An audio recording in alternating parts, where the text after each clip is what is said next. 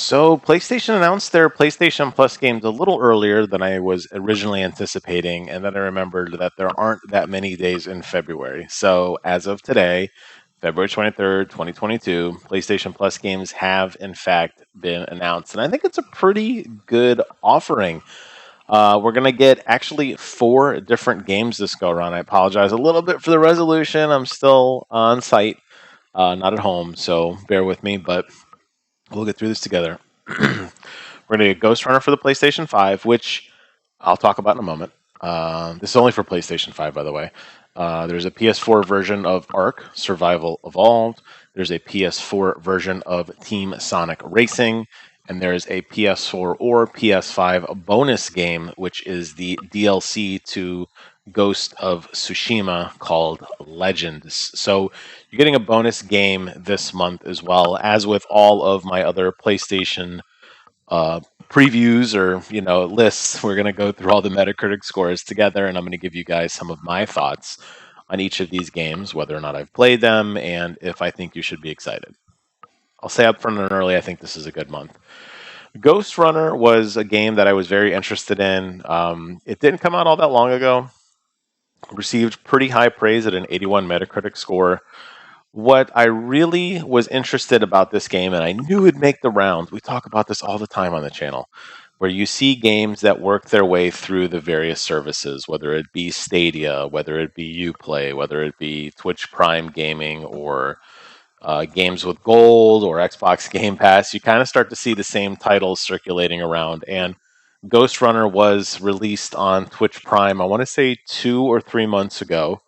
You have to use their launcher, which kind of turned me off from the game, but I knew in the back of my mind it was coming. So finally it's here, and I'm super excited. It is available on the PS5, so it's going to be the up-res 60 frames per second version. It's basically a first-person slasher platformer type game. Not along the lines of Dishonored, where you're kind of an open world area that's a little more structured levels, but it's basically kind of like futuristic, cyberpunk, cyber ninja-y type vibes. It has a beautiful aesthetic. I have personally never played it.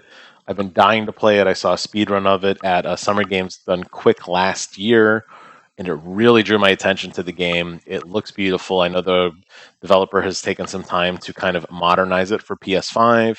So you're going to get, if you have a PS5, you're going to get all the wonderful bells and whistles with this. Unfortunately, as I said at the beginning of the video, this is only for PlayStation 5. So this isn't one of those cross-platform titles, unfortunately. Next, ARK Survival Evolved. Shockingly, it sits at a 70 on Metacritic, which blows my mind. I have friends who have logged easily 3,000 hours into this game. I think I have put in well over 1,000 myself, although it's on PC. This is going to be the PlayStation iteration of it. But ARK Survival Evolved is the ultimate in dinosaur crafting combat. If you think you can do it, you can do it. You basically go out in the world, begin harvesting things with your bare hands, starting to build fortresses and structures and strongholds. And then you begin to breed and domesticate and control giant dinosaurs who will help you defend your territory, help you fight other dinosaurs, will help you craft material, not really craft, but help you gather things much more rapidly than you can on your own. And you're going to begin to expand the world and go into different biomes to uncover different resources and kind of learn about this universe and what's going on and what's your main objective. I didn't beat this game. A lot of people didn't beat this game. I know you're probably thinking, Jesus, Jim, you logged over 1,000 hours in a game and you didn't beat it. And that's exactly right. There's so much to do, and it's one of those games where you think you've kind of got it figured out, and then it expands and doubles and triples down over and over again, and you find more things to do and more things to explore and more dinosaurs to breed to get stronger and stronger. My claim to fame was, as usual, I'm in love with, I'm a dog person, right? I built the dodo farm. That was my claim to fame. And I must have bred, I don't know, like 1,000 dodos. I named them all after my friends. I spray painted them all funny colors. I fed them. I loved them. I nurtured them. While all my friends were out colonizing the world, I was the official dodo farmer. It was really a lot of fun. I think you're going to really enjoy this game. You get a couple friends together and you're going to have an absolute blast playing it. Next is Team Sonic Racing, which blows my mind again that a Sonic racer did better than ARK. Like, this is just. Sometimes I look at these Metacritic scores and it makes me wonder. I've never been a big Team Sonic racing fan or really any kind of Sonic racing fan. To me, if you're going to play any of these cartoon racers, it's Mario Kart. I know there's been a lot of throw offs and spin offs like the Crash Bandicoot series and obviously, the Sonic series, Nickelodeon, I think, has dabbled into this as well. To me, Mario Kart is the end all be all, especially after all the DLC they've announced with the inclusion of, I don't know, what is it, 80 more tracks or whatever happens to be. Sonic Team Racing has just kind of gotten to a point where, I don't know, it's just their standard racer. I don't think you're going to find a ton of thrills and chills in this one. Obviously, add it to your PlayStation account, check it out, but I don't think you're going to have a lot of staying power there. The one that I'm surprised never got a formal Metacritic review score is actually Legends. This was something that was really hyped up.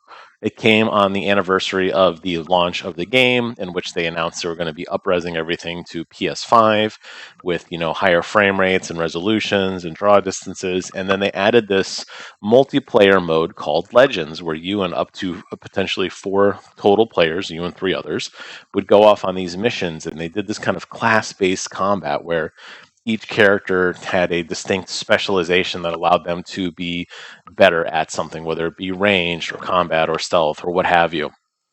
Seemed like a really cool concept, and I was dying to play it, but my buddy Sid, and I love you, Sid, I don't know if you're watching this right now, he wanted to borrow the game, and I let him borrow the game like a week before this content came out. So I never got to play it.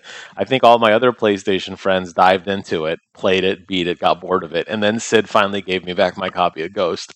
And that's fine. I missed out on it. So maybe, Sid, since you and I missed out on this together, maybe we could jam out and play a little bit of Legends and go off and explore and see what this is all about. Obviously, sits with a high user score. I think it was critically received. I don't know if there was a lot of meat here. I think a lot of people were expecting more, because you had that 1 year anniversary with we're up-resing it and we're adding new stances and a new horse and a new weapon and all these new things. And then, oh, by the way, we're adding this Legends mode. And I think people wanted this to be more than it was. This was very clearly and was always kind of geared to be a DLC. But I think so many people just got so deeply invested in the universe and so deeply invested in the franchise that they kind of expected something that really wasn't there. I think that's the case here. So why it never got an official review, kind of beyond me. But either way, I'm very excited to finally get my hands on this game and check it out. So pretty solid month, I really got to say. I mean, I'm incredibly excited for Ghostrunner. I think that's the one that really draws me into this. But if you're looking for something to sink your time into, and I know there's a lot of great games that are kind of coming out. We had Horizon just come out last week. I know Elden Ring drops this coming Friday. I think there's going to be a lot of good stuff out there, but PlayStation isn't disappointing, and I'm glad that they put out a pretty solid lineup, especially with this bonus Legends game. I'd like to see them continue this again. I'd like to see them getting back into dabbling in more VR games and throwing in smaller indie games to kind of flesh this out a little bit more. But I am not going to complain. And after kind of looking through this, I suspect most people won't either. But you have a special job to do. Leave a comment below and let me know if you think this list is awesome, because I know I do. Thanks so much for watching. Please take care of yourselves. And until next time, I will see you guys on the other side.